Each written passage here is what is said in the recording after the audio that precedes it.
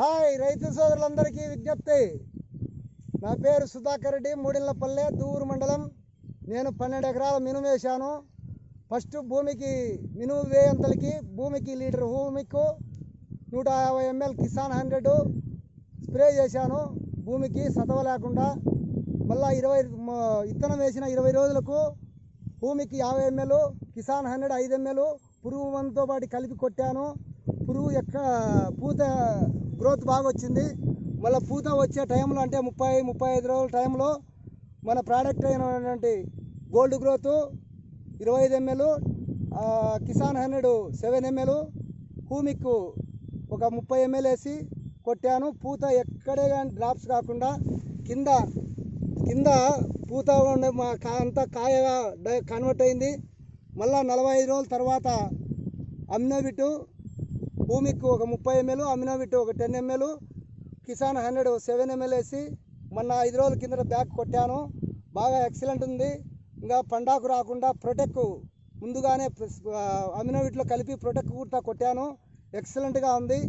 పురుగు మందు ఇప్పుడు పురుగు మందు వాడుకుంటే చాలు, బ్రహ్మాండంగా ఉంటుంది.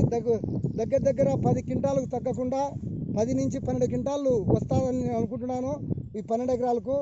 ఇంకా ఇటువంటి ప్రోడక్ట్ను యూనిట్ మేనేజ్మెంట్ అయినటువంటి మంజునాథ్ సార్ అయితేనేమి, మహేష్ దేగల అయితేనేమి కనిపెట్టినందుకు రైతు సోదరులందరికీ చాలా బాగుంది.